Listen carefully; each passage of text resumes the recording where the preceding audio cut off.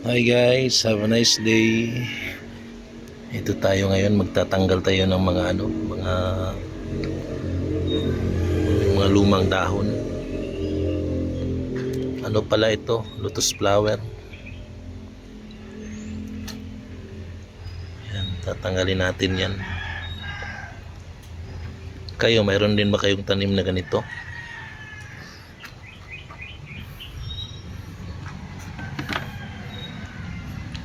Ito, ipunin natin to. Gawin nating fertilizer. Lagay natin sa mga gulay para pag nalanta, yun, magiging fertilizer na siya.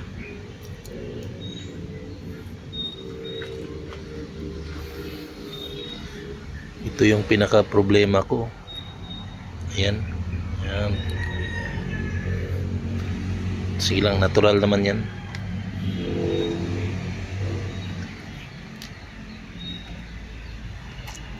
Saka naman, paki-subscribe naman.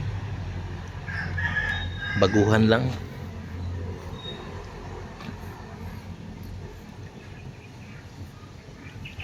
Pa-comment naman kung saan yung mga viewers ko.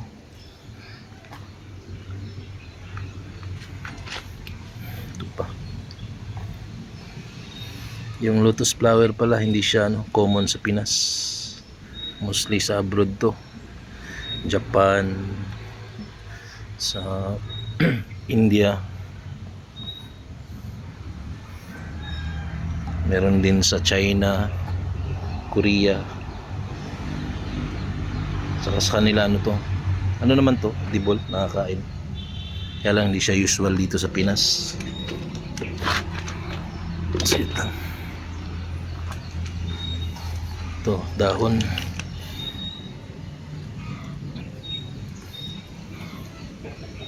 Almost 3 years na pala akong nag-aalaga ng lotus flower. Ganda kasi siya pag bulaklak na. Kakatanggal ng stress. Medyo may kamahalan pero okay naman. Pag gusto mo yung isang bagay, pag gusto mong bilhin, okay lang. Kahit mahal.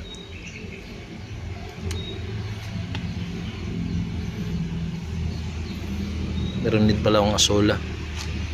Gagawin ko yan, fertilizer.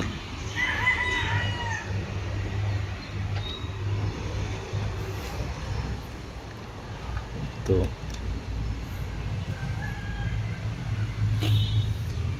Seeds din, nagbibenta ako. Mag-comment lang kayo. Gusto nyo bumili.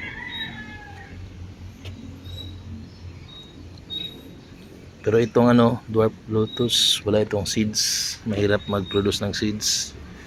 Yung tuber lang, yung pinakaugat niya, yun yung binibenta ko.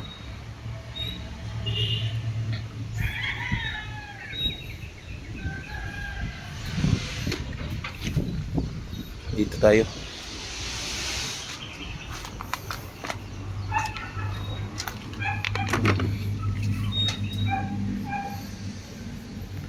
Ito kinukuha ko, minsan pinamakain ko sa manok, minsan naman ginagawa kong fertilizer.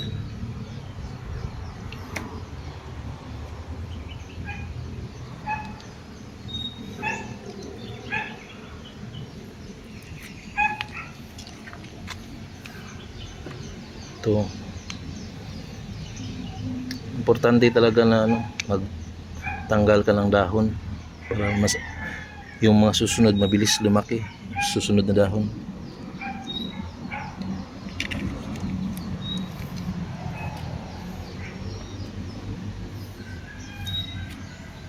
Yan.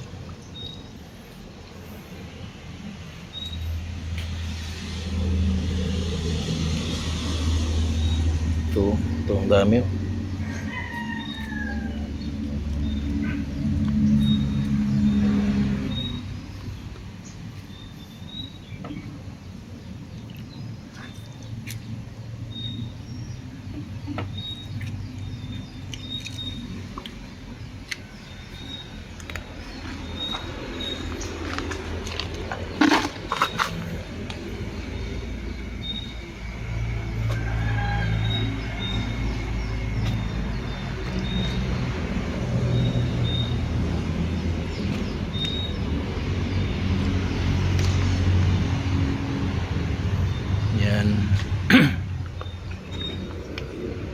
Ito pa, asola.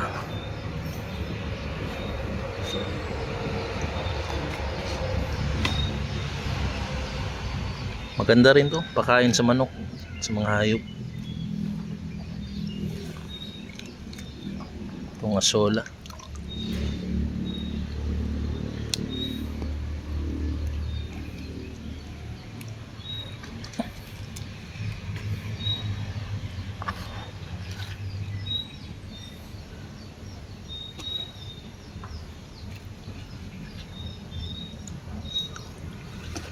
Ito.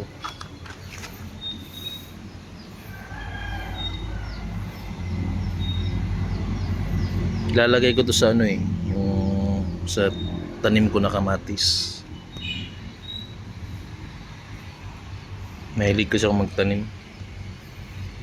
Lalo na ngayon medyo mahal yung gulay. Mas maigi pa magtanim.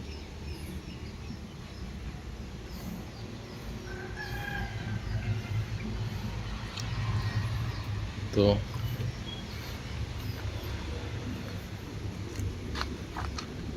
Ito pala. Kung may uod, yan, kita mo. Yan yung sumisira sa mga dahon.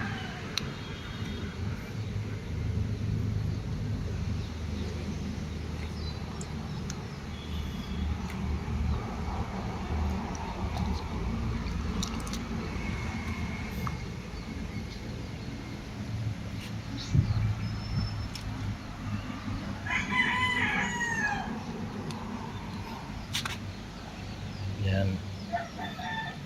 Dami.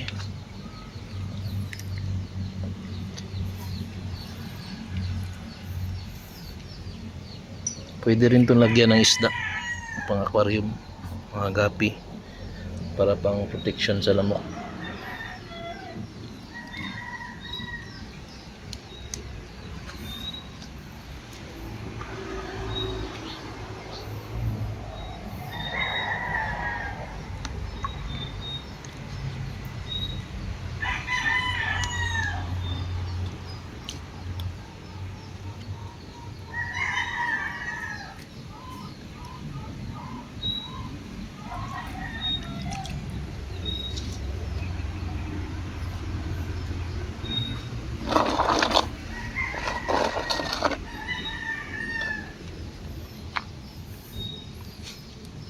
Ito.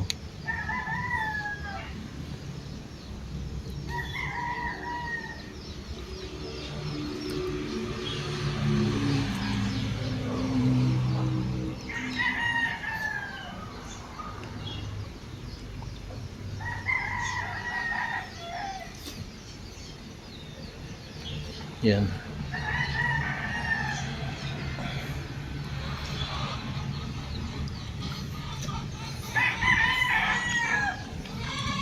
Kailangan ding bawasan tong mga dahon tsaka sola para yung mga susunod na dahon na usbong bilis silang tumubo.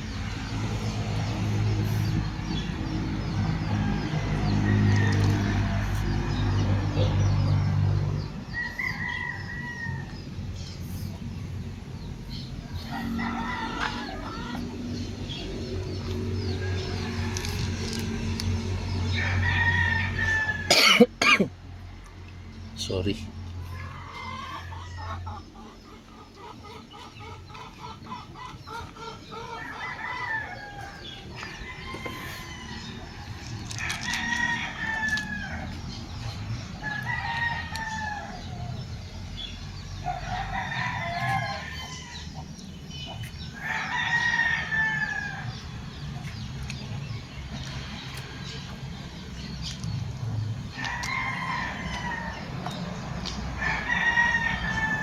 Yan. Oops. Tsaka ito lumot, kailangan kunin. Hindi mabubuhay ang tanim pag may lumot.